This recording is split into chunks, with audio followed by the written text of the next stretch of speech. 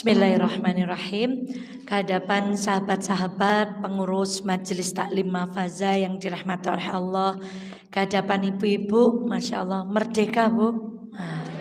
Insya Allah ini kita yang merdeka, tetap ngaji, tidak terpengaruh apa-apa. Itu jenenge merdeka, ya Allah. Yang tidak bisa kami sebutkan satu persatu. Dan ada tamu hari ini dari Rabani, Ibu. Masya Allah, ada kaos kaki, jilbab. Masya Allah, Ustaz Eva nggak endorse. Ini ada hadiah, ini buat jamaah ini, Masya Allah. Terima kasih Mbak. Siapa tadi lupa namanya lah. Mari kita awali kajian kita, masih meneruskan tema yang lalu. Kami buka. Assalamualaikum warahmatullahi wabarakatuh. Alhamdulillahi Rabbil Alamin. Bersyukur kepada Allah. Tadi pagi walaupun sebentar saya buka YouTube, nonton IKN dan Istana Merdeka. Bagian dari bahwa kita ini adalah warga negara Indonesia. Maka mari kita syukuri nikmat kemerdekaan ini. Semoga seperti doa-doa yang dilantunkan oleh Menteri Agama Republik Indonesia tadi pagi, Allah mengijabahkan segala kebaikan untuk negara kita. Masya Allah. Dan mari kita bersyukur. Tanggal 17 ini bisa jadi pengiling tahun 2024, tanggal 17 dinane Setu ngaji teng Mafaza. Mari kita bersyukur. Hari ini kita masih diberi kesempatan untuk duduk di majelis ilmu. Jangan tersinggung. Banyak yang ketika 17-an orang ngaji itu lupa ilmu ngajinya. Ngaji biasa pakai jilbab kayak gini, mendadak perayaan 17 ganti model. Ngaji biasa wajahnya kayak gini, mendadak 17 Agustus ganti MUA. Pokoknya banyak yang lupa. Semoga kita terus dibimbing Allah, ya begini kita ini. Masya Allah. Ibunda sekalian dirahmati Allah, saya buka dengan satu kisah yang saya baca dari buku berjudul Belajar dari Orang Bodoh. Kata sang penulis, saat orang pinter tidak bisa menjadi contoh. Kadang nggih Bu, sakniki wong pinter mboten saged dados malah ngendikan podo keblinger. Maka tidak ada salahnya kita belajar dari orang bodoh. Salah satu kisah yang beliau kisahkan itu adalah kisah seorang ulama, ahli bahasa, ahli tata bahasa yang berpesan kepada anaknya. Nah, kamu kalau ngendikan dipikir dulu. Kira-kiranya manfaat mbak ucapke. Nek boten manfaat alwong diam. Pokoknya dipikir dulu kalau mau ngendikan. Lalu anaknya berkata sami'na wa ata'na bah. Suatu hari abahnya duduk di dekat perapian Bu. Kemudian ada mawa. Ngertos mawa Bu? Latu ngeten lah. Nah ini latunya ini ada yang mabur ngenai jubahnya abahnya. Tapi anak ini diem. Karena ingat pesan bapaknya kalau mau bicara harus diapakan tadi Bu? Dipikir dulu. Maka diam, baru setelah lama, bah aku mau bicara. Apa nak? Kalau buat kebenaran bicaralah, jangan takut. Anu bah, maaf baju abah kena latu. Ketika dilihat jubah terbagus milik abahnya sudah keruak kena apa Bu? Kena api tadi. Lalu abahnya kira-kira responnya gimana? Lah dene kaki bae ngomong dong liket mau aja nganti jubahe. Lah ngendikane abah nek aja ngendika kan mikir yen njur kula nembe tak pikir matur napa mboten nggih.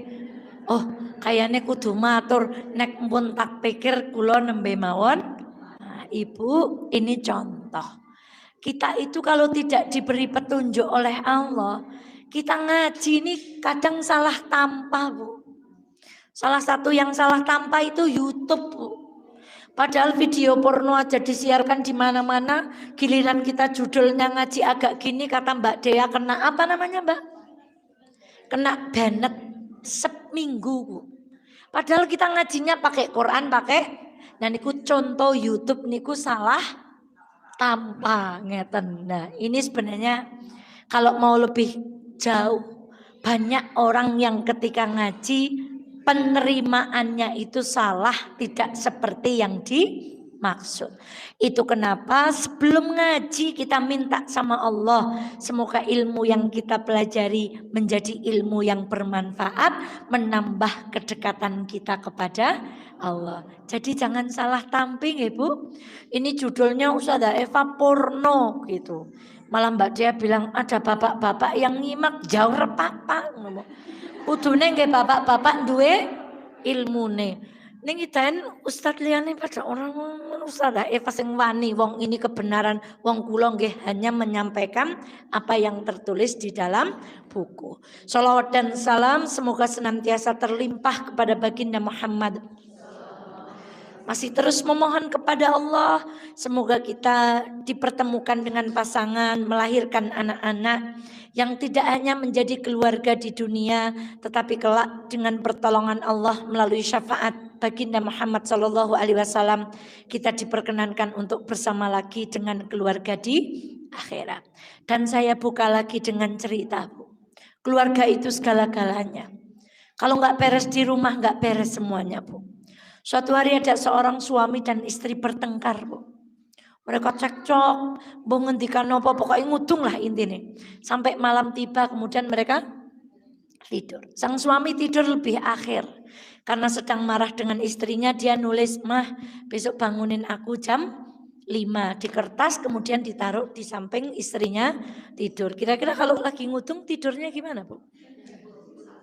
Ungkur-ungkuran. Kula mboten ngudung pahan sok ungkur-ungkuran diletik anak telu, Bu. Nah, jadi tidak semua tidur ungkur-ungkuran sama dengan ngudung. Nek ngudung biasane njur. Nah, "Ma bangunin aku jam 5 ya," gitu. Terus tidur, tahu-tahu suaminya bangun pukul sudah menunjukkan jam 10, Bu. Ketika dia sadari, ternyata di samping tempat tidurnya ada tulisan, "Pah, bangun, sekarang sudah jam 5." Jadi jam 5 tuh sudah dibangunkan, tapi garwane mboten gugah, aling gugah kurang apa? Nah, itu contoh sederhana, Bu. Ya Allah, ada bu guru saya, ya Allah.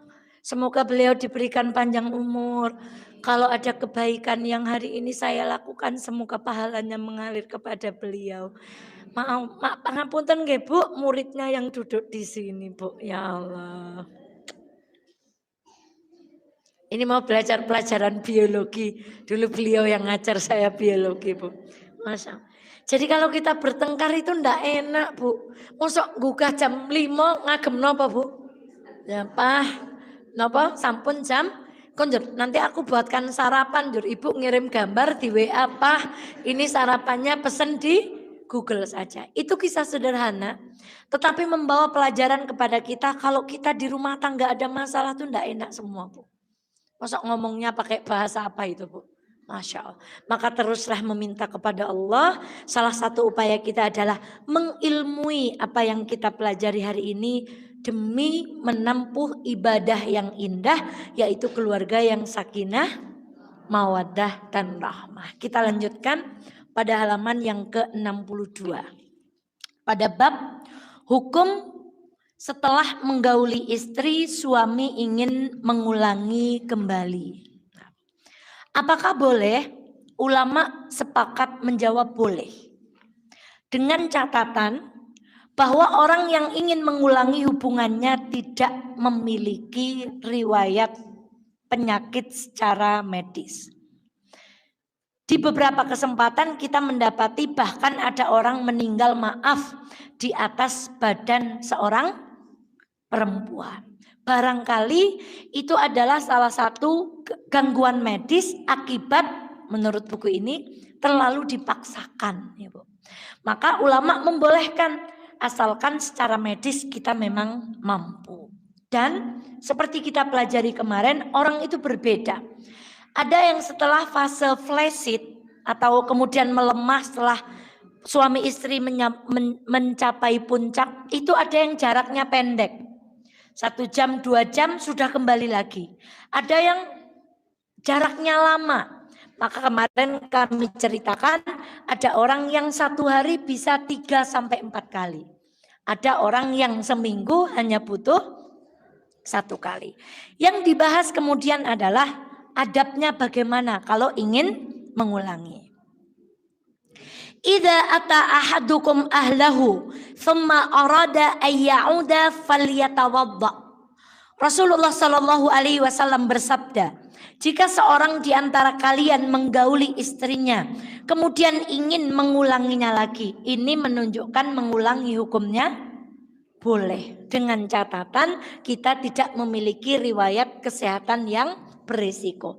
Maka hendaklah ia berwudu terlebih dahulu. Lalu pertanyaannya, siapa yang disuruh wudu? Nah, tentunya paling sempurna adalah mandi kalau mau mengulangi. Tetapi Rasulullah mengatakan berwudu. Lalu pertanyaannya, siapa yang harus berwudu? Sebagaimana fatwa al-lajnah ad-daimah, al-wudu'u masyru'un inda iradati muawadatil jima' fi haqqir rajuli. Li'annahu huwa alladhi umira bidzalika dunal mar'ah. Wudhu disyariatkan ketika ingin mengulangi ibadah dan berlaku untuk laki-laki. Karena suami yang diperintahkan bukan istrinya. Nah, mulane ngaji lumayan jur oleh kortingan. Sing wudhu sinten? Nah, itu.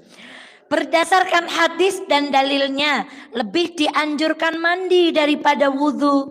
Sebagaimana penjelasan Syekh Muhammad bin Shalih Al-Utsaimin. Tingkat pertama, ayyaktasila qabla ayya'ud wa hadhihi akmalul maratib. Mandi sebelum mengulangi ini adalah yang terbaik. As-saniyah, ayyaktasir 'alal wudu' faqat qabla ayya'ud wa hadhihi dunal ula. Mencukupkan dengan berwudu sebelum mengulangi dan ini derajatnya lebih rendah daripada yang pertama. Ayya'uda biduni ghuslin wala wudu'in wa hadhihi adnal maratib wa hiya jaizah. Ya kena baleni mboten mandi mboten wudu, ini adalah tingkat terendah. Nah, namun hendaknya diperhatikan sebaiknya tidur setelah ibadah dalam keadaan suci, baik wudhu ataupun mandi. Jadi fikihnya boleh tidak mengulangi dengan catatan tidak ada resiko secara medis. Kan jantungnya berdebar. Bagi orang yang memiliki penyakit jantung, kata buku ini itu mengandung risiko. Dengan ada sunnah yaitu mandi atau berwudu. Pertanyaannya siapa yang berwudu? Alhamdulillah. Wudu Bu ora nyong terus ngaji sing wudu jenengan tok ngaten Bu. Masya Allah. Ada satu hadis dari Rasulullah sallallahu alaihi wasallam. Inna rajula min ahlil jannah yu'ta quwwata mi'ati rajulin fil akli wasyurbi wasyahwati wal jima'. Sesungguhnya laki-laki penduduk surga diberikan kekuatan 100 orang laki-laki dalam hal 4. 1 makan, 2 minum, 3 syahwat, 4 jima. Berapa kali kelipatannya Bu? Sekarang ada orang gini, Islam kayak ngono kada ngomong. Maaf Bu, Islam itu mengatur, mendidik umatnya supaya ibadah yang seperti itu mendatangkan pahala bagi kita. Mana yang lain? Masya Allah. Tadi di sebuah tempat saya lihat adik-adik berseragam biru dan putih. Jur saya kelingan nek nyong urung kelalen kue seragam SMP. Tapi ya Allah,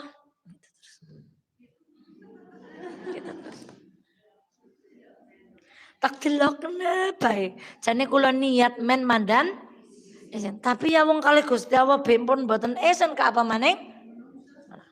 Jadi Islam enggak mau yang kayak gitu. Makanya Islam bicara seperti ini bukan kita vulgar, bukan kita pornografi. Tapi Islam itu ingin mengatur semua aturan hidup umatnya sehingga semuanya menjadi ibadah. Kalau tidak diatur, nggak berdoa misalnya, nggak jadi ibadah. Ada satu hadis, penghalang aurat kita dengan setan itu cuma satu, doa, Bu. Jadi kalau kita masuk kamar mandi, maaf, berhubungan suami istri tanpa membaca, sudah nggak jadi ibadah. Yang kedua, jadi nobarnya setan. Sekarang kan lagi zaman toh, tanggal 17 Agustus, nobar. Itu penghalangnya tuh kalimat bismillah. Penghalangnya itu doa. Maka ketika kita berbicara seperti ini bukan perkara saru.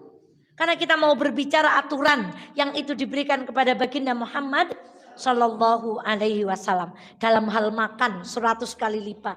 Minumnya 100 kali lipat. Syahwatnya 100 kali lipat. Jimaknya kekuatannya berapa? Kala orang sudah diizinkan oleh Allah untuk tinggal di surga. Kenapa sih kalau laki-laki itu kok iming-imingnya perempuan aja? Kalau laki kok perempuan nggak diiming-iming? Karena memang kita tuh, ibu memang pengen kalau dipengini laki-laki. Enggak, Bu, perempuan itu lebih pengen melihat perempuan lain pakai gelang, maaf. Rumahnya lebih bagus, wajahnya lebih cantik, badannya lebih, itu perempuan lebih memingini, Bu. Tapi nek dipingini maaf liminho gitu, nah orang. Nah. Tapi kalau laki-laki memang kepinginnya ke sana, Bu. Makanya hadiahnya bidadari, tapi yang paling cantik adalah istri. Jadi nanti bilang sampai ketemu lagi ya di surga, insya. Jangan khawatir, nanti flag hitam di surga sudah hilang. Nah, lemak-lemak semuanya sudah hilang. Itu terkait dengan mengulang. Bab selanjutnya adalah mandi bersama dengan pasangan. Masya Allah. Kinten-kinten nek mandi niku teng bak cilik napa teng bed up, Bu? Napa teng kolam renang, Bu? Nah, jadi kalau saya bahas ini di kajian keluarga tuh, Rasulullah itu mendoakan kita jadi umat yang kuat, Bu. Kira-kira kalau mandi bersama kamar mandinya sempit gimana, Bu? Kan gitu burukan toh? Berarti kita itu didoakan Rasulullah benduwe kamar mandi sing amba. Dan saya itu kalau masuk rumah orang nunut ke kamar mandi ini amba, kula seneng banget. Kula mengene, ya Allah wong ka kamar mandi ini amba teman amot tak ukur ngeten, ih amot kerendah, Bu. Berarti besok kalau memandikan keluarganya meninggal itu tidak perlu di depan rumah. Tapi di mana, Bu? Masya Allah. Airnya nggak perlu repot-repot bawa ember, tinggal pakai apa, Bu? Shower. Ya Allah seneng temen ya kagungan kamar mandi kasemeni ambane amot nggo wadah kerendah. Begitu, Bu. Itu Rasulullah sedang mendoakan. Mari sekarang Aisyah. Ya Allah, Bu. Indahnya Islam, Bu. Yang romantis, yang ngulang-ngulang itu ibadah coba. Dinamakan ibadah, mencium istri ibadah, mengulangi hubungan ibadah, sekarang mandi bersama istri. Coba enak-enak semua, Bu. Masya Allah, apa kata Aisyah? Qalat Aisyah, kuntu aktasilu ana wa Rasulullah sallallahu alaihi wasallam min ina'in wahidin wa nahnu junubani. Aku dan Rasulullah mandi bersama dalam suatu wadah yang sama denganku, sedangkan kami berdua dalam keadaan junub. Sekarang, Bu, Aisyah dinikahi Rasulullah usia berapa? 9? Nek zaman seniki lari 9 tahun saged napa? Saged napa? Jadi Aisyah itu dinikahi Rasulullah usia 9 tahun menurut kabar yang masyhur, karena Aisyah pola pikirnya sudah tidak sama dengan wanita yang 9 tahun pada, meskipun jiwa kekanak-kanakannya masih ada, masih mainan boneka. Tapi kalau Aisyah nggak punya kecerdasan di atas rata-rata, tidak akan menjadi perempuan yang dipilih oleh Rasulullah Sallallahu Alaihi Wasallam. Nah kita sudah 40 tahun tapi apa, Bu? Nah kan kalau bijaksana, kalau kita bijaksana, jadi menyelesaikan masalah itu tidak bijaksana, tapi yang sana dibijik, yang sini jadi bijik sana, bijik. Masya Aisyah, Bu. Muda.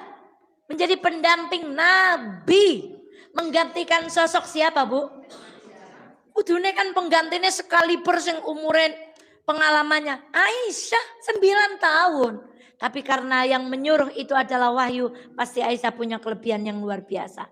Ada satu hadis, seandainya ilmu semua orang di dunia ini dikumpulkan, lalu dibandingkan dengan ilmunya Aisyah, maka pasti ilmunya Aisyah lebih utama. Masya Allah. Kayak apa mulianya Aisyah, Bu? Ilmunya orang sedunia ini dikumpulkan dengan ilmunya Aisyah, masih mulia ilmunya siapa? Maka ada organisasi itu namanya Aisyah. Jadi kalau orang Aisyah nggak sergap ngaji itu nggak tahu itu milu sopo jane, Bu. Nah, karena ilmunya Aisyah itu luar biasa. Maka kalau ada Aisyah kok nggak seneng ngaji, ya niku Aisyah benua Antartika. Kita lanjutkan. Itu mandi bersama dengan sekarang Maimunah. Kuntu aghtasilu ana wa Rasulullah sallallahu alaihi wasallam min ina'in wahidin yabni wa bainahu fayubadiruni hatta aqulu da'li qalat wa huma junubani. Aku mandi bersama Rasulullah dari satu tempayan yang diletakkan antara kami berdua. Ember corone lah, Bu. Maka Rasulullah mendahuluiku dalam mengambil air dari tempayan hingga aku berkata, sisakan untukku, gitu. Kan gitu ngomongnya, masa dingai? Nggak mungkin kan, Bu. Pasti bilangnya gimana, Bu? Oh, jangan dihabisin, sisakan untuk, kan gitu, Bu. Sisakan untukku, sisakan air buatku. Kami berdua dalam keadaan gak mungkin mandi bersama kok. Dengai ditakna banyune gak mungkin. Jadi istri Rasulullah itu pasti perangainya itu dengan istrinya siapa? Maimunah. Tadi dengan siapa? Ini bukti Rasulullah memperlakukan semua pasangannya dengan perlakuan yang sama, adil. Mila jawani-wani nandingi keadilannya Rasulullah. Mboten lajeng bahas niku. Sekarang ada yang bilang gini, niku licak enom, Mbak Eva, nak wong tua ya kang kono esen karo kalih sinten, Bu? Kalih putune. Bukan Ustazah Eva yang menjawab, tapi buku ini. Jika ada yang berkata, ah kita kan udah tua, udah nggak muda lagi, ngapain kayak gitu? Perlu diketahui, kata buku ini. Yang jawab bukan siapa? Bahwa Ummu Salamah ketika dilamar oleh Nabi Muhammad SAW menolak karena alasan umurnya sudah tua. Boten sanggar wae kali kula lah Nabi, kula pun tua, lampun tua. Beliau mandi bersama Ummu Salamah yang sudah tua dan menciumnya ketika mandi. Malah yang lain tadi nggak ada nyium. Ini sama yang sudah tua malah. Wa kuntu aghtasilu ma'a Rasulillahi sallallahu alaihi wasallam min ina'in wahidin qalat wa kana yuqabbilu wa huwa shaim. Ini lebih istimewa lagi, Bu. Aku Ummu Salamah pernah mandi bersama Rasulullah dalam keadaan sebuah wadah yang sama. Beliau menciumku sedangkan beliau dalam keadaan berpuasa. Masya Allah. Ada anggapan yang tersebar di masyarakat bahwa suami dan istri tidak boleh saling melihat kemaluan masing-masing. Hal ini tidak benar berdasarkan hadis ini, dan Imam Nawawi menjelaskan bahwa mandi bersama suami istri itu hukumnya boleh. Maka mari kita bersemangat mencontoh sunnah Rasulullah Shallallahu Alaihi Wasallam. Kemarin kami belajar, Bu. Sahabat itu setelah mendengar bahwa sesiapa yang mendirikan sholat 12 rakaat dalam satu hari, maka dia akan dibangunkan istana di. Sejak saat mendengar itu sahabat tidak pernah meninggalkan. Ali bin Abi Thalib saat Fatimah datang mengadu kepada Rasulullah, tangannya apa? Melepuh gara-gara giling apa? Gandum. Berarti Fatimah kerja keras nama mboten. Maka kita pernah ngaji sing ngurung kapalan aja ngarep-arep surga. Berarti nang omah ora tahu ngapa-ngapa gitu, Bu. Kapalan, Bu. Kata Rasulullah, aku minta pembantu, kata Fatimah. Lalu Rasulullah datang ke kamar Fatimah. Fatimah sedang tiduran dengan Ali. Lalu samparan Rasulullah itu nyela di tengahnya. Kata Fatimah, aku sampai merasakan dinginnya kaki Rasulullah Shallallahu Alaihi Wasallam. Saya bayangkan Bu, alangkah romantisnya hubungan mertua dan menantu Rasulullah Shallallahu Alaihi Wasallam. Sampai kakinya Rasulullah nyelesep kemana Bu? Jadi bahasa saya cara garung, mereka uwel-uwelan dalam kasur bersama-sama antara menantu dan, coba ini yang sudah pada punya menantu kata seniku napa mboten? Mboten nek ketemu buni kalah mantune nyong mono gitu. Itu benua antar tika. Kok ketemu karo bukae jenengan lah mantune api kan batya. Lah jenengan si prike. Lah prike maning poluh-poluh wong anake nyong seneng. Gitu. Itu itu ibu mana Bu? Kalau yang duduk di sini nggak ada yang kayak gitu. Kalau yang di sini tuh sama menantunya kayak Rasulullah sama Ali tadi. Lalu Ali, Fatimah, daripada kamu meminta khadamah, nih tak kasih amalan. Sebelum tidur baca takbir 34, tahmid 33, tasbih 33. Sejak saat itu kata Ali, aku tidak pernah meninggalkan walau dalam keadaan perang. Jadi mereka itu kalau sama sunnah itu luar biasa. Nah kita kalau sama sunnah itu krungu lebare kelalen. Maka mari kita berlomba-lomba melaksanakan sunnah Nabi, diantaranya tadi mandi bersama. Mentosi putrane sekolah kabeh, apa putune titip nanggon apa pokoknya njur lebare kamar mandine resiki, lebare siram bareng. Ajeng napa mboten? Ya kena iki sinau tujuannya praktek nggih. Ya nek sinau tujuannya mboten praktek ya eman-eman, nggih, mboten. Nah, bab selanjutnya. Ini Masya Allah. Kita bicara fikih nggih, Bu. Bolehkah mengabadikan kegiatan ketika kita berjima, Bu? Baik itu mensotret atau menyuting, ya, Bu. Jadi ini fikih soalnya ya Bu, saya bahas ya Bu. Boleh nopo? Nah, di sini diawali. Terkadang suami istri ingin sesuatu hal yang baru atau sensasi terkait pembahasan kita ini. Sebenarnya hal yang baru ini boleh-boleh saja, selama tidak bertentangan dengan syariat. Salah satu yang pernah ditanyakan kepada kami adalah, bolehkah suami istri memotret atau membuat video ketika berjima? Lajnah Daimah ditanya mengenai hal ini, lalu menjawab, memotret hubungan intim suami istri adalah haram yang sangat diharamkan. Karena keumuman dalil haramnya membuat gambar atau memotret, karena bisa mengantarkan kepada kerusakan dan keburukan yang nyata dan tidak diakui kebolehannya oleh syariat. Jadi maksudnya moto kan tidak boleh, Ibu. Jadi moto ketika kita berjima itu tidak boleh karena masuk dalam dalil keumuman dilarang nopo? Dilarang menfoto. Tapi ada yang lebih ditekankan. Mengapa? Dalam rangka menjaga kehormatan. Kaidah fikihnya menggunakan saddud dhara'i, yaitu usaha mencegah terjadinya suatu keburukan sebelum terjadi. Nah, kenapa kita wajib mencegah? Karena walaupun gambar itu disimpan dan dijaga untuk koleksi pribadi, bisa jadi tanpa sengaja kepencet, terkirim kepada orang, atau anak kita ngotak-atik, terbukalah aurat kedua orang tuanya.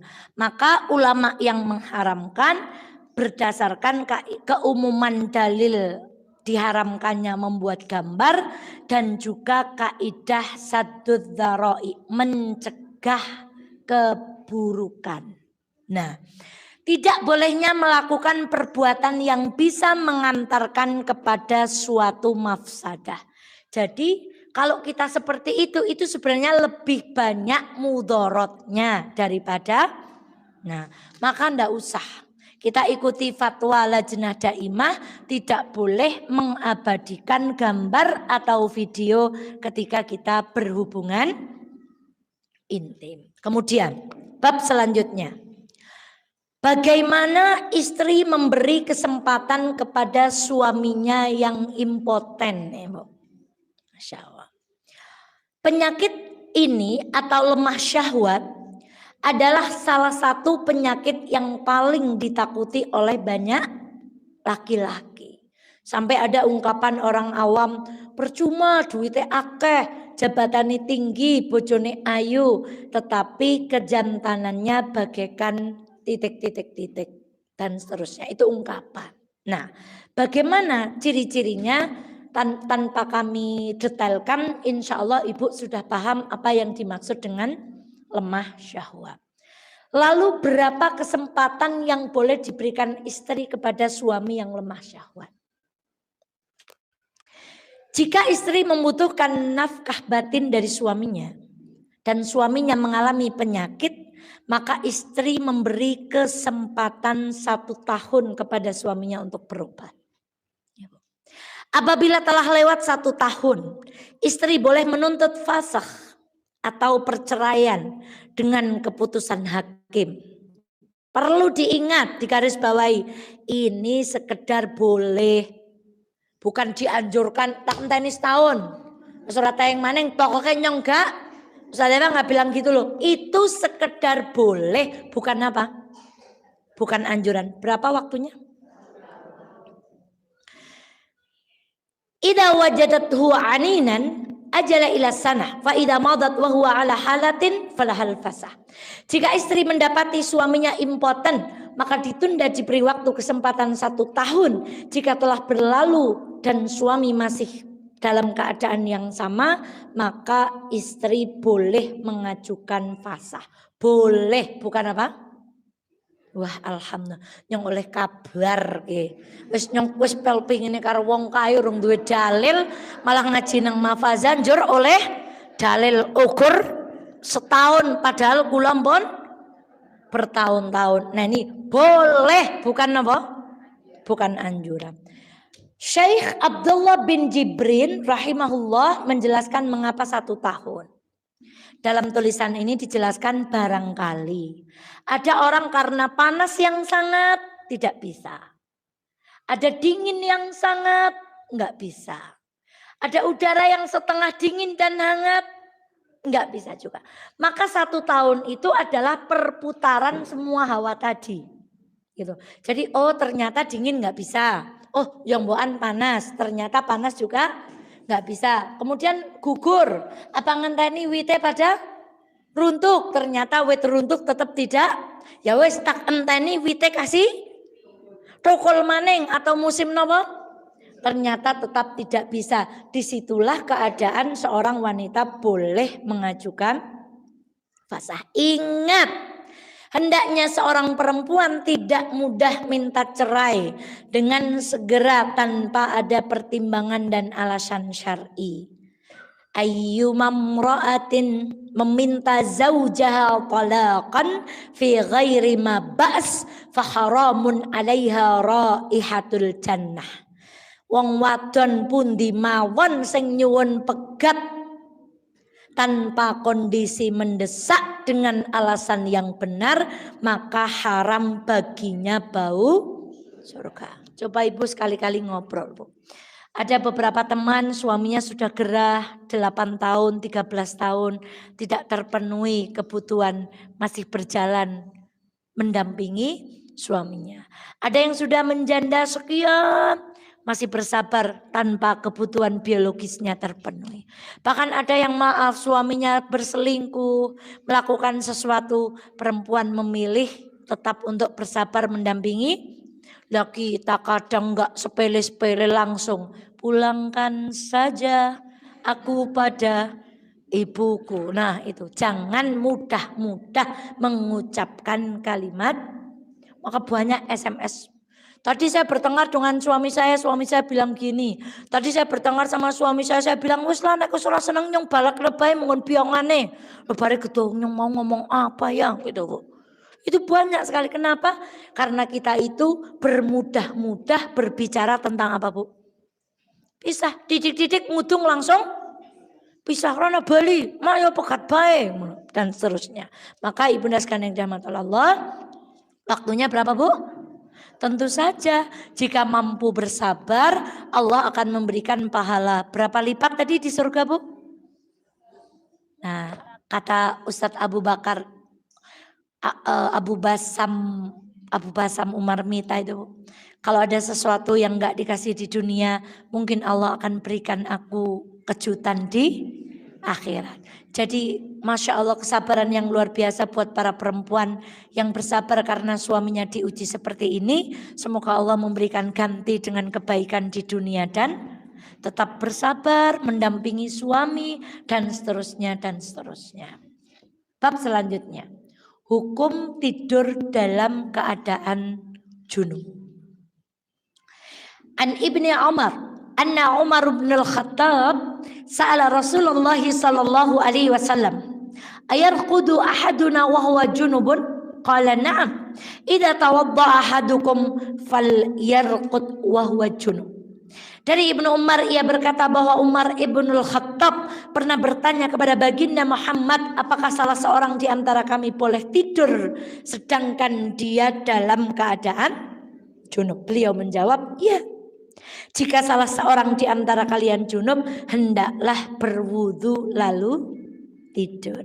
Karena Nabi sallallahu alaihi wasallam idza arada ayyana wa huwa junubun ghassala faraja tawadda'a lis-shalah.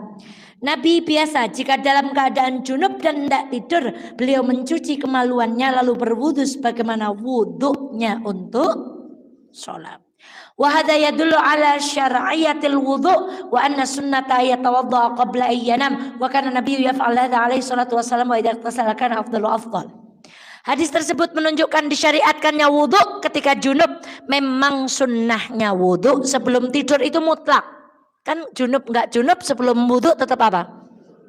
Nah, Nabi melakukannya apabila ia mandi, ini lebih baik. Antara mandi dan wudu adalah perkara yang lapang.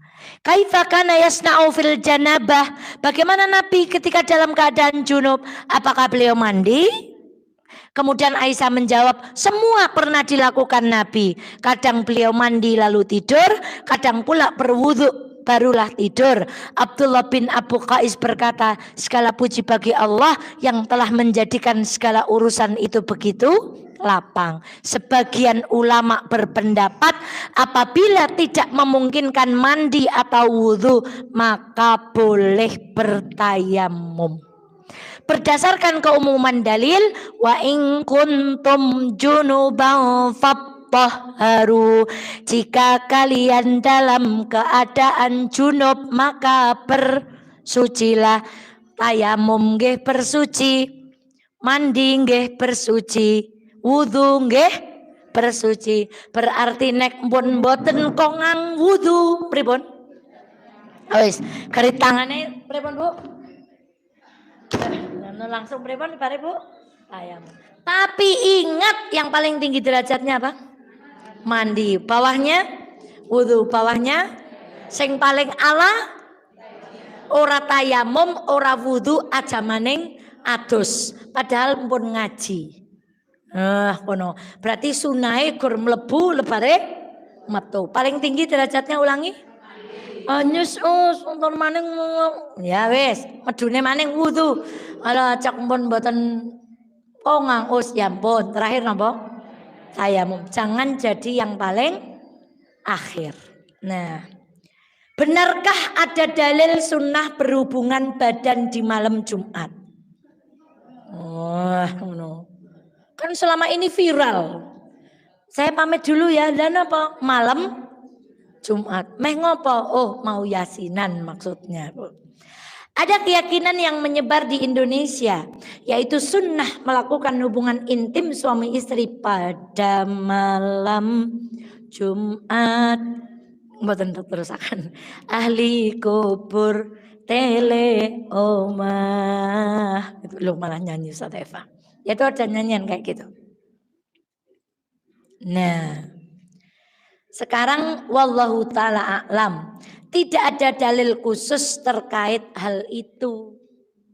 Sinten sing rutin amben malam Jumat. Sunnahnya menurut beberapa ulama justru di pagi sampai siang jelang sholat Jumat. Oh bener, kok seru temen itu bener misalnya. Bener. Rasulullah Shallallahu Alaihi Wasallam bersabda, Man ightasala yaumal jum'ati wa ghassala.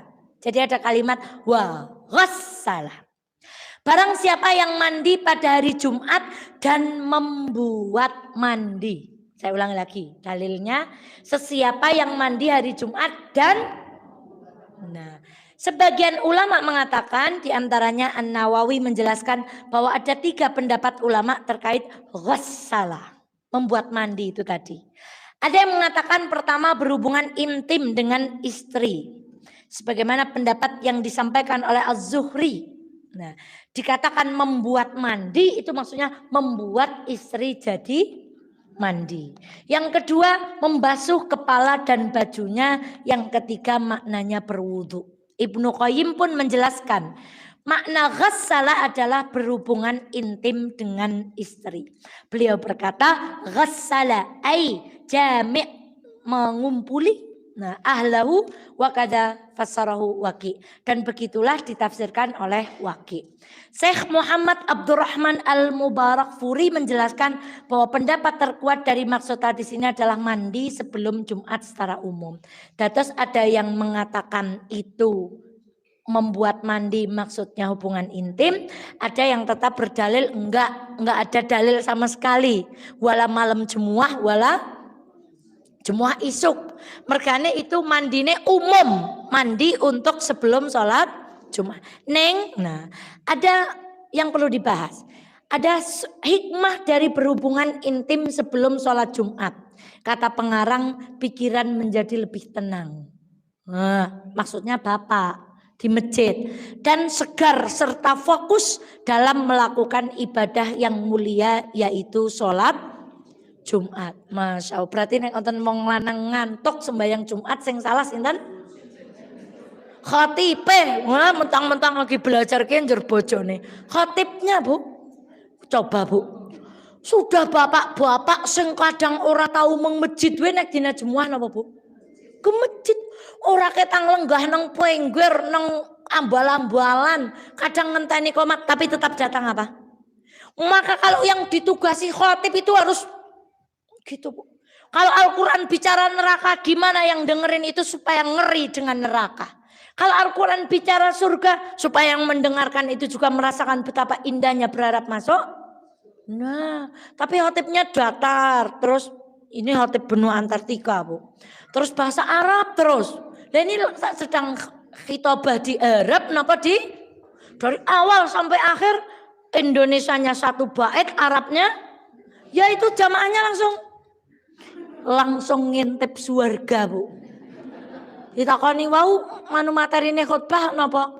Seperti biasa. Itu jawaban seperti biasa itu mencurigakan, Bu. Tandane apa, Bu? Nah, maka ada cerita tuh, ada seorang ulama ngundang orang sholatnya khusyuk, Bu. Maka pembantunya ini cerdas, maunya ulama ini yang datang tuh banyak. Ternyata yang datang tuh hanya 4 orang. Lah kok iso? Aku nyiapke sakmene kae kok sing teko ngomong wong. Lah begitu salam saya tanya satu-satu. Tadi imamnya baca apa? Ternyata yang bisa jawab hanya 4 orang. Yang lain nggak tahu bacaan imam tadi apa, Bu. Nah ini mungkin bapak-bapak sholat Jumat ya begitu. Tadi top khotibnya bicara tentang apa, Pak? Biasalah. Niku tandane nembe ngintip. Jadi yang salah siapa kalau ada orang sholat Jumat merem, Bu? Khotibnya. Jadi khotib itu bicara depan anak SD jangan bicara kesabaran, ridho kepada takdir, jangan. Kalau khitbah di depan anak SD bicara Muhammad Al-Fatih, Uwais bicara tentang di depan anak SMA, bicara tentang pemuda di dalam ini khutbah di depan anak SMP sama SMA, ridho terhadap takdir. Ya anak SMP nggak cocok itu, Bu. Nah apalagi yang Jumatan anak-anak gak asik ini. Nah, ayo kita jadikan masjid itu asik, imamnya asik, khotibnya asik, ngajinya juga asik. Makanya ya Allah, Itulah tugas dakwah kita sekarang berat. Jadi kalau ada bapak-bapak sholat ngantuk gara-gara silat, itu gara-gara nyong loh us. Nah, tadi kan udah bener toh. Nah itu kalau sholat Jumat nggak ngantuk berarti ya Bu. Nah sekarang yang benar waktu yang ideal untuk berhubungan berdasarkan Quran itu kapan? Ternyata di Quran itu ada yang disebutkan 3 waktu aurat. Nah, jadi aurat itu bukan hanya badan kita aja, waktu juga ada yang disebut dengan waktu aurat. Dalilnya pada ayat An-Nur ayat 50, surat An-Nur ayat 58. Surat apa? Ayat Ya ayyuhalladzina amanu, hai orang-orang yang beriman, liyasta'dzinkumul ladzina malakat aymanukum walladzina lam yablughul hulma minkum thalatha marrat. Hendaklah budak-budak kalian dan orang-orang yang belum balik di antara kalian meminta izin kepada kamu pada 3 kali waktu ini. Waktu apa tadi? Aurat. Min qabli salatil fajr.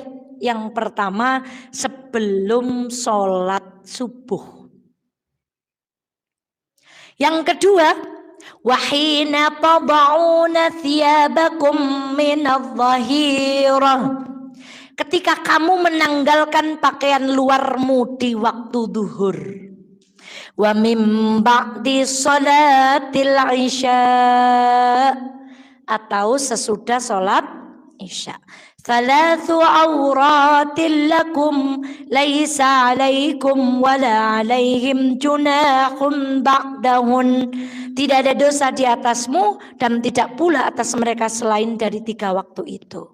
Selain ini menurut beberapa ulama waktu yang dianjurkan. Maksudnya tadi Jumat kan udah nggak ada dalilnya, terus kapan? Nah itu diantaranya para sahabat biasa mendatangi istri mereka pada waktu ini, waktu aurat. Mereka mandi lalu menuju sholat. Allah perintahkan para budak dan anak-anak agar tidak masuk ke kamar pada waktu tersebut kecuali dengan izin. Nah, Nabi, yaitu di waktu sepertiga akhir malam setelah sholat tahajud. Rasulullah tidur di awal malam, kemudian bangun tahajud. Jika sudah memasuki waktu sahur, beliau sholat witir kemudian kembali ke tempat tidur. Jika beliau ada keinginan, beliau mendatangi istrinya. Apabila beliau mendengar azan tidak ada keinginan, beliau langsung bangun. Jika dalam kondisi junub, beliau mandi besar. Jika tidak junub, beliau hanya berwudu kemudian keluar menuju sholat berjamaah. Ini termasuk adab bertamu. Maka 3 waktu aurat ini sebaiknya kita tidak melanggar. Namu sederenge subuh. Sederenge apa Bu? Ya kecuali saudara datang dari jauh jemput nang Mendolo napa teng Purwokerto niku seje. Ki ora ana apa-apa mertamu sehurunge subuh. Dah kene belum mandi misalnya. Akhirnya sholat subuhnya apa? Lah 2 berduhur. Niku mangsane wong napa? Istirahat, leyeh. Ibu-ibu mangsane ganti klambi dinas napa? Daster. Waktunya terbuka di dalam, tertutup di luar. Kemudian yang terakhir apa tadi? Setelah sholat mertamu kan lebar isya. Sing ngenteni kasih merem, sing dinteni emosi tamune ora beli. Nah ini 3 apalkan. Sebelum subuh, 2 setelah sholat duhur, 3 coba semua orang Islam memperhatikan adab ini Bu. Pasti kehidupan kita pol indai. Jadi habis isya tuh pasti keadaannya napa? Nyenyet Bu. Lebar duhur juga napa? Tenang. Sehurunge fajar juga waktunya persiapan. Namu Masya Allah. Maka ini jadi Rasulullah sholat tahajud dulu baru. Nah intinya pertama adalah sebelum subuh, ba'da sholat tahajud. Yang kedua ketika siang hari. Yang ketiga setelah sholat isya. Masuk saya perlu bikin survei gitu Bu. Nah ibu paling sering di waktu mana? Kayaknya sing ora sehurungi sholat subuh lah Bu. Sebab kan kebablasan panggukah ya wang mangan. Mungkin rata-rata siang atau setelah sholat isya. Nah dan ya nikusi jadwal kiam.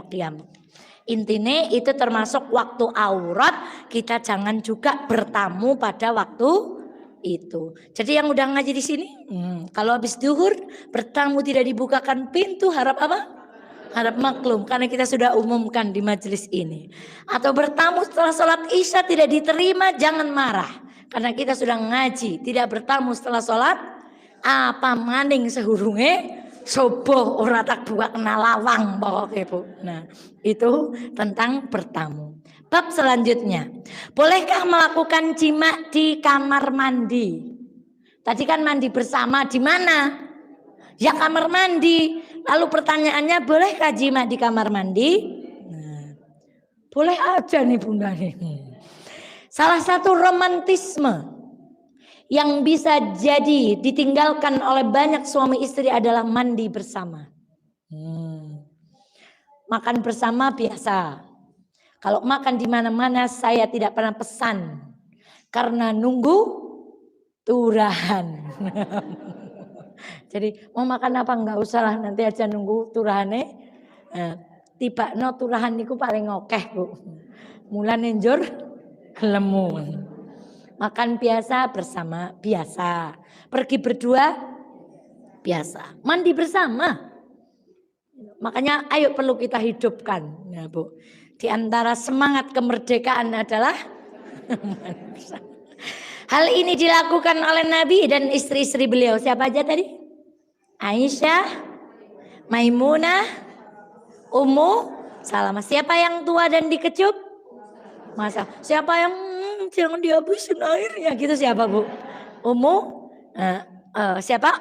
Maimunah. Sedangkan yang meriwayatkan mandi bersama Aisyah siapa? Mandi bersama Rasulullah adalah Aisyah. Jadi seje-seje itu pandainya Nabi memperlakukan istrinya sendiri. Ketika sama Aisyah, wong dia masih muda, datar aja sudah luar biasa. Dengan Maimunah rebutan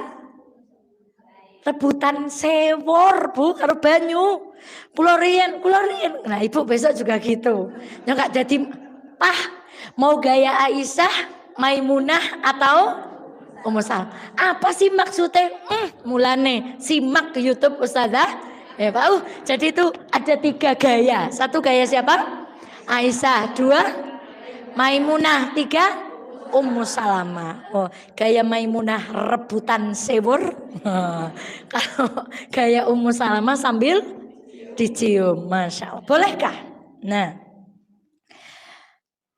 Adapun bersuci, mandi bersama suami dan istri dalam satu wadah hukumnya boleh. Nah, namun pertanyaannya tadi bolehkah berhubungan istri di dalam kamar mandi? Bisa jadi saat mandi bersama istri muncul keinginan dan bisa menjadi nafsu saat itu tidak terkontrol sehingga terjadi jima di dalam kamar mandi. Bagaimana hukumnya? Syekh Khalid Al-Muslih menukil pendapat Ibnu Muflih rahimahullah wa yajtanibul jima'a fil hammam, hendaknya menghindari berhubungan badan dengan istri di dalam kamar mandi. Why? Kenapa? Karena kamar mandi satu adalah tempat berkumpulnya kados sasi napa? Sura narikone demit padha napa Bu? Nah, sekalian. Inna hadhil khususa muhtadharah fa idza dakhala ahadukum falyaqul Allahumma inni a'udzubika minal khubuthi. Kita berlindung dari setan laki-laki dan setan perempuan. Ada juga ulama yang membolehkan dengan ketentuan tertentu. Syekh Muhammad Salih Al-Munajjid menjelaskan, saya baca terjemahnya.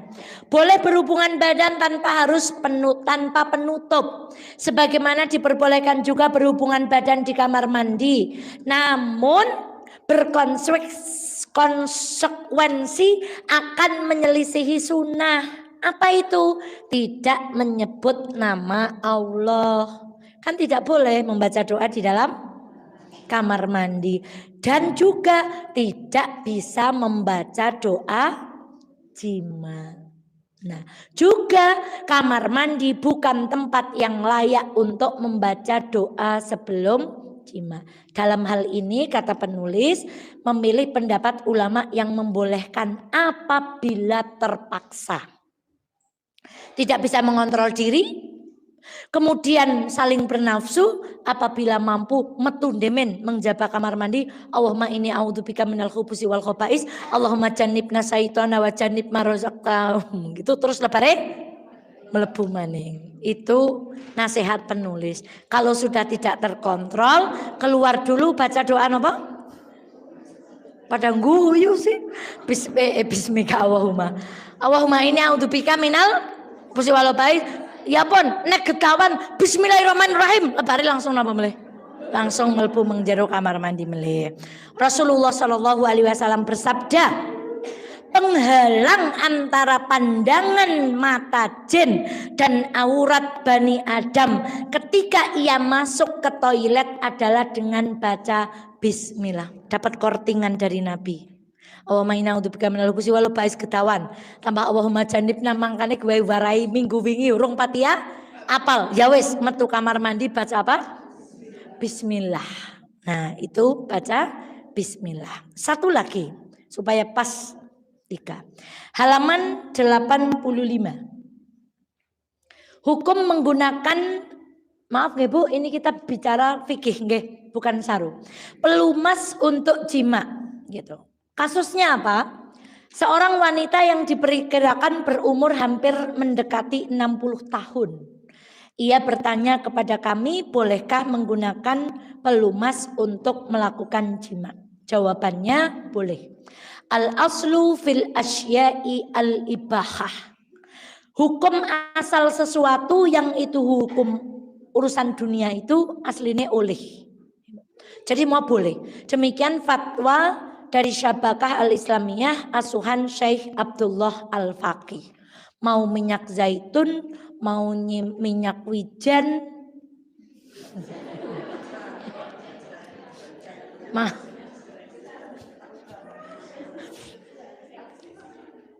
mau minyak kelapa, pokoknya apa baik. Yang penting secara medis diperbolehkan, maka al-aslu fil asya'i al-ibah boleh Bu. Asalkan itu tidak mengandung bahaya secara, kalau sudah mengandung bahaya secara medis itu nanti masuk ke dalam ranah fikih yang lain. Maaf, nanti di sini dibahas menggunakan obat kuat, menggunakan yang lain, itu akan masuk ke wilayah yang lain. Tetapi selama tidak ada catatan secara medis, misalnya minyak zaitun berbahaya, minyak wijen misalnya di undergrade itu apa ya Bu misalnya Bu?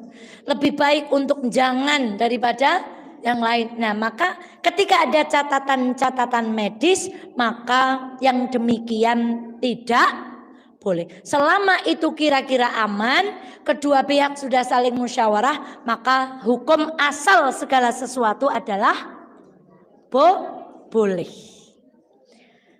Lagi, hukum meminum obat penurun syahwat. Hukum meminum obat penurun, yang lain dinaikkan, kok ini malah diturunkan, luar biasa. Banyak di antara manusia memiliki libido atau nafsu syahwat yang sangat tinggi. Ibu, ini berlaku bagi teman-teman yang LDR. Bolehkah suami kita di sana meminum obat penurun syahwat? Nah, hal ini dipengaruhi oleh beberapa faktor. Misalnya hormon, paparan fitnah, maksudnya apa?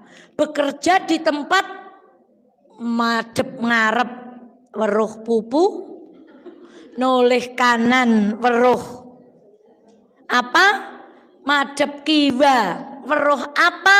Nek temungkul kesandung. Nah itu namanya beratnya paparan fitnah. Tadi ada hormonal, kedua lingkungan yang luar biasa. Kan di Wonosobo jarang orang pakai baju pendek, Bu. Tapi kalau ibu plesir ke Jakarta jajal, umum wong wadon-wadon sami nggo kathok cendek. Nah ini kan artinya apa? Paparan fitnah laki-laki yang tinggal di pedesaan lebih rendah ditimbang laki-laki yang tinggal di kota metropolis di mana aurat sudah sering ditampakkan. Atau mudahnya sarana. Nah, misalnya memiliki harta untuk menaklukkan wanita mata duitan. Nah, nafsu syahwat yang tinggi ini terkadang menyiksa. Jika ia menyalurkan segera maka pikirannya kacau, sulit berpikir, lebih emosional dan seterusnya dan seterusnya. Sekarang hukumnya. Tidak mengapa melakukan hal tersebut, la ba's, Syekh Abdul Aziz bin Baz. Namun tidak boleh menggunakan obat yang bisa memutus. Menurunkan boleh, yang tidak boleh. Adapun sebatas menurunkan, maka ini tidak mengapa karena adanya kemaslahatan yang ditimbulkan. Indahnya umat Islam. Rasulullah telah mengabarkan bahwa puasa bisa menurunkan.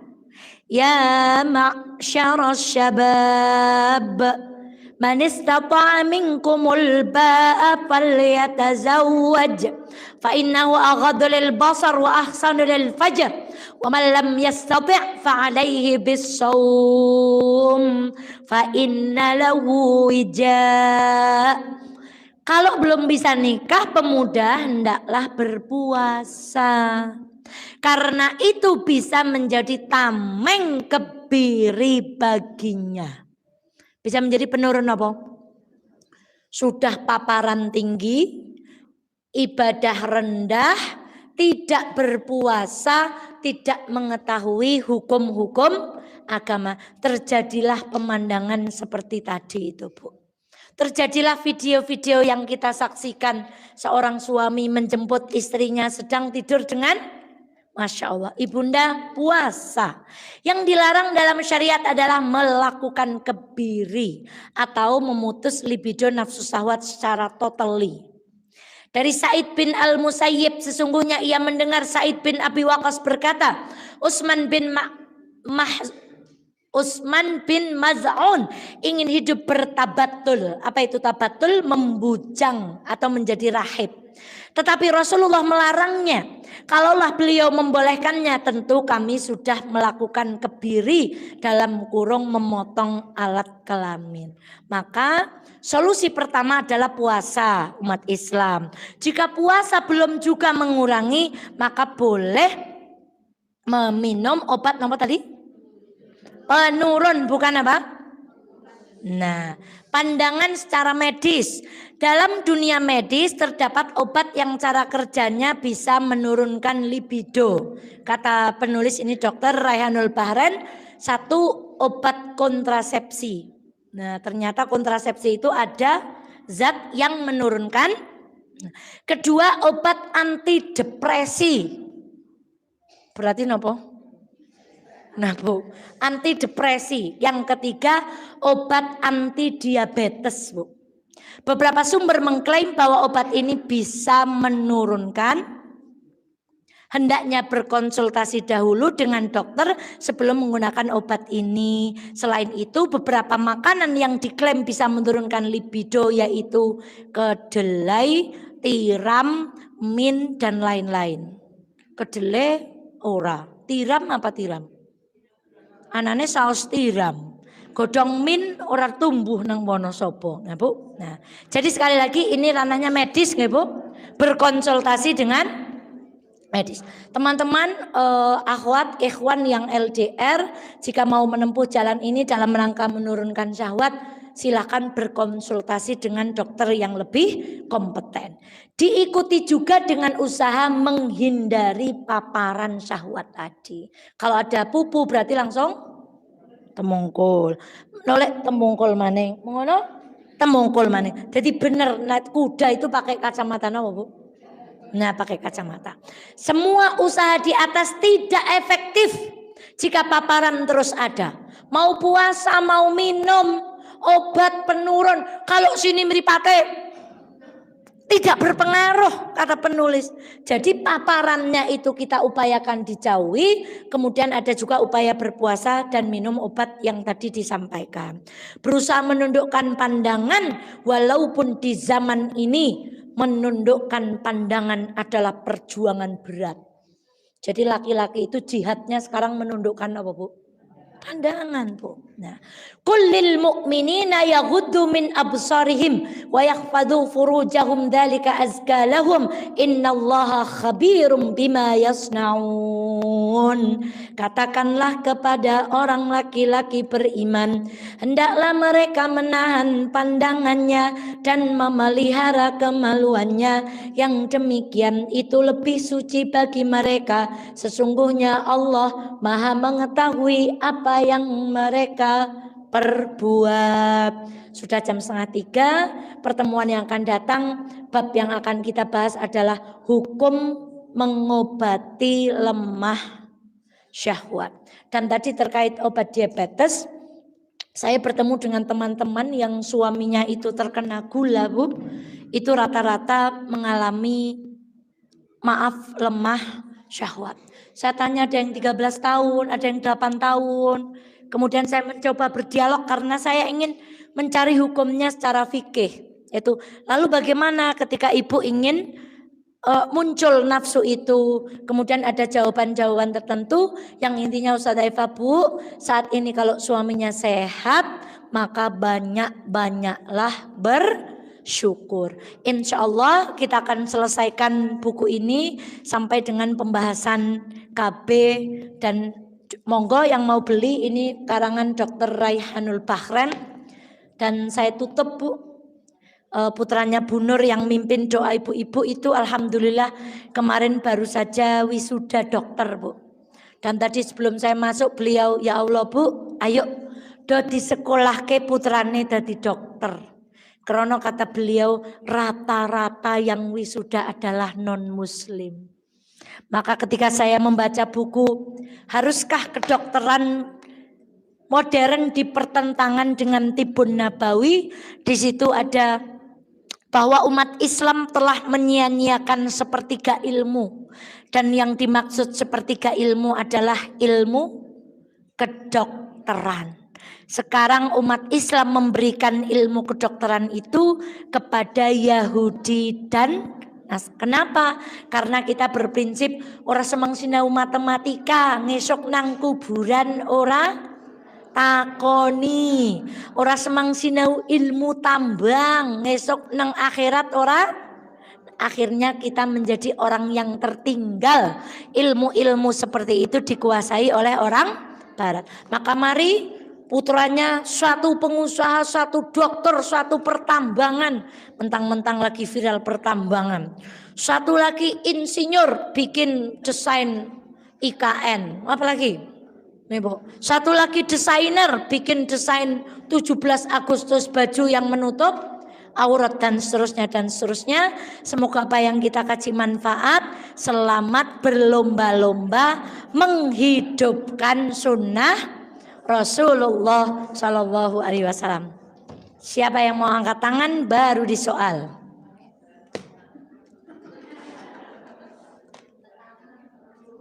Angkat tangan dulu. Enggak. Satu hadiah buat bu guru saya, boleh Ibu? Masya Allah. Minta tolong diatur.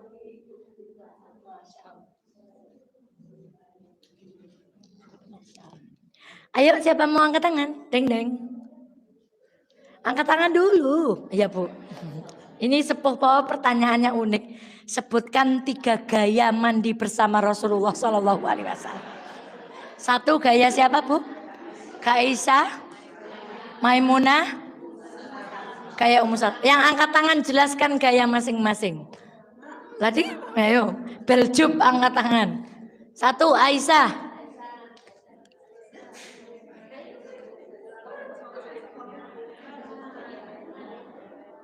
Kalau Maimunah rebutan gayung, kalau Ummu Salamah mencium, kalau Aisyah gaya standar. Nah, nanti pulang ngaji malah dihafal 3 gaya ini, gawat. Siapa yang lahir tanggal 17 Agustus dan hadir hari ini? Ada Bu? Ada Bu? Ya udah, yang suaminya lahir 17 Agustus. Ya udah, yang putranya salah satunya lahir 17 Agustus. Pancen merdeka temenan sing ngaji Kak. Masya Allah, nggak ada di siaran dan nggak ada, Masya Allah, qadarullah, Masya Allah. Ya, 1 buat Mbak Dea hadiah.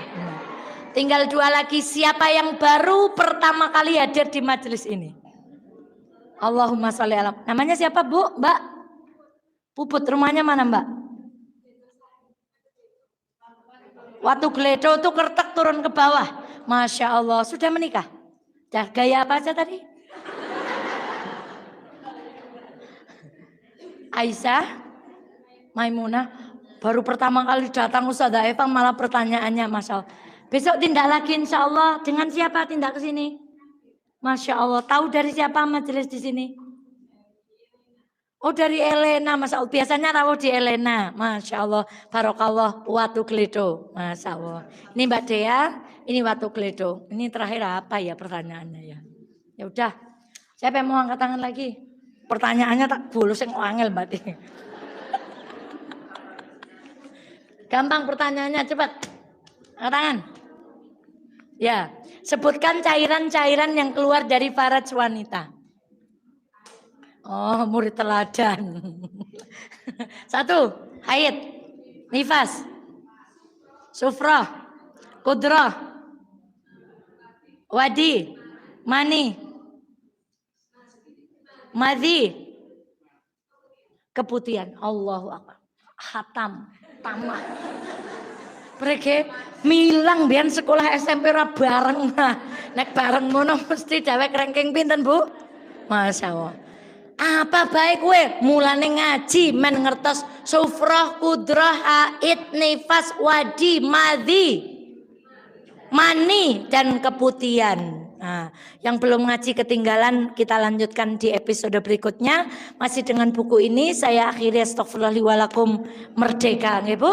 Nah, angger putrane dadi paskibra kon orang nggo kodong aja oleh kon kondur aluwung ora dadi paskibra paha. Pokoknya tetap menggunakan jilbab menutup aurat. Alhamdulillah sudah dikabulkan. Tadi saya ngintip yang pakai jilbab tetap memakai jilbab. Ternyata tes ombak Bu.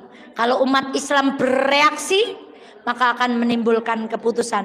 Maka terhadap kebenaran jangan diam, ikut bereaksi. Nyatanya reaksi umat Islam membuat mereka berpikir ulang untuk melarang paskibra menggunakan jilbab. Jadi ngenjang nek wonten apa-apa milu, tagare napa milu nyong ora mudeng tagar paha. Pokoke milu nyetatus, pokoke milu ribut, pokoke milu menanggapi dalam rangka berjihad melawan kemungkaran. Astagfirullahaladzim, kita akhiri bersama Assalamualaikum warahmatullahi wabarakatuh.